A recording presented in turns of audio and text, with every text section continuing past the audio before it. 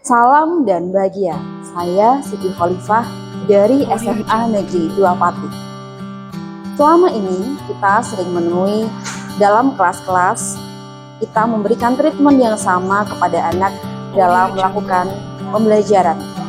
Padahal anak-anak memiliki kemampuan yang berbeda, gaya belajar yang berbeda, penangkapan yang berbeda. Sehingga anak-anak kurang maksimal dalam memahami materi yang ada.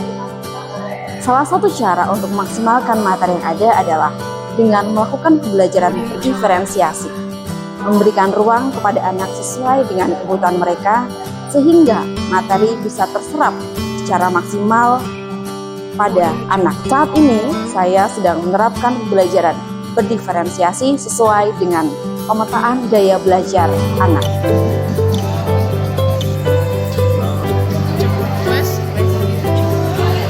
Selamat pagi semuanya. Hari ini kita akan masuk ke materi baru, yaitu materi masal Orde Baru. Tujuan pembelajaran dari materi ini bisa kalian lihat, ada mengikuti proses belajar dengan baik dan lain sebagainya, bisa kalian baca sendiri ya. Nah, untuk bisa memaksimalkan kalian dalam mempelajari materi ini, dalam memahami materi ini, hari ini kita akan mengelompok sesuai dengan hasil link gaya belajar di akun akupintar.id yang telah kalian isikan kemarin. Untuk hasilnya adalah seperti ini, jadi nanti kalian akan dibagi menjadi kelas anak-anak kelompok audio, anak-anak visual, dan anak-anak kinestetik. Ada beberapa tantangan yang perlu saya selesaikan. Yang pertama adalah menyiapkan media pembelajaran yang sesuai dengan gaya belajar masing-masing kelompok, seperti podcast, YouTube, dan juga QR Code.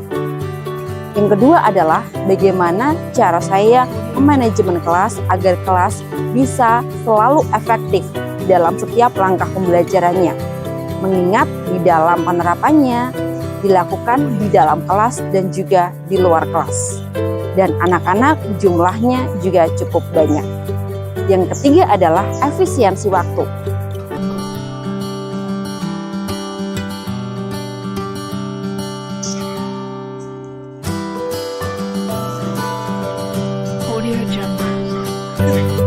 Kelompok pertama adalah kelompok anak-anak audio. Mereka diberi fasilitasi dengan mengunduh materi melalui aplikasi Spotify yang sudah sangat familiar di kalangan anak-anak remaja. Kemudian mereka menuangkannya dalam bentuk mind mapping sesuai dengan keinginan mereka. Mind mappingnya dibuat secara online dan sesuai dengan digitalisasi zaman sekarang. Di Spotify-nya bisa semua ya? Bisa. Nanti setelah kalian mendengarkan dulu, kalian bisa menuangkannya dalam mind mapping. Ini terserah kalian, terserah kreativitas kalian. Kelompok kedua adalah kelompok anak-anak visual. Mereka diberi fasilitas dengan melihat tayangan dari YouTube untuk bisa mereka cerna sesuai dengan gaya belajar mereka. Kemudian juga menjelaskannya dan menuangkannya dalam bentuk mind mapping sesuai dengan keinginan mereka.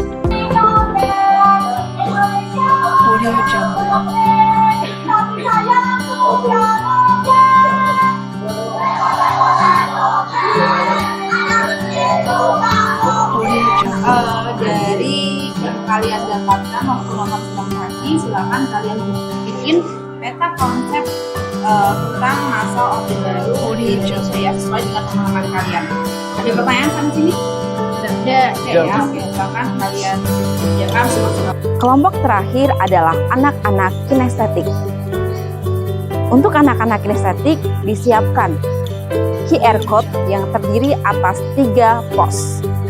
Pos 1, pos 2, dan pos 3.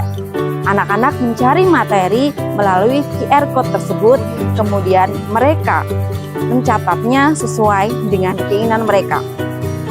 Mereka bergerak dari pos 1 ke pos 2, lalu ke pos 3, dan menyimpulkannya, lalu menuangkannya dalam bentuk mind mapping sesuai dengan keinginan dan kebutuhan.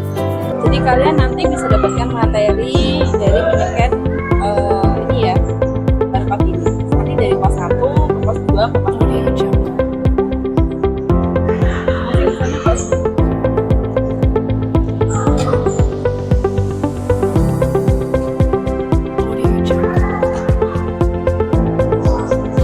Kita akan memaparkan mengenai hasil diskusi kami, yaitu karakteristik pemerintahan Orde Baru.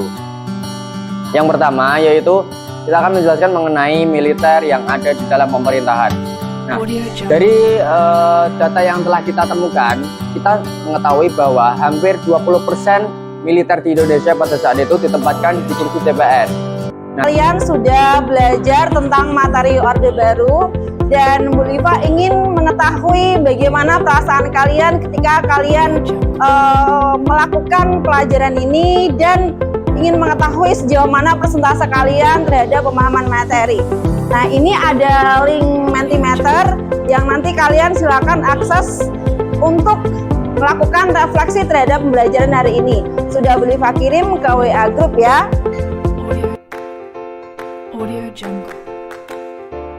Setelah melihat video pembelajaran tadi, saya menjadi lebih mengetahui dan memahami materinya karena video yang disampaikan berupa animasi dan mudah untuk dimengerti.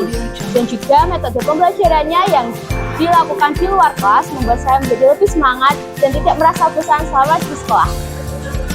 Bagi saya, pengalaman ini dapat mendorong saya untuk selalu meningkatkan kemampuan saya dalam memfasilitasi anak sesuai dengan kodrat alam dan kodrat zaman mereka, sehingga mereka dapat memaksimalkan kemampuan mereka untuk menjadi pemuda yang cinta akan sejarah bangsanya.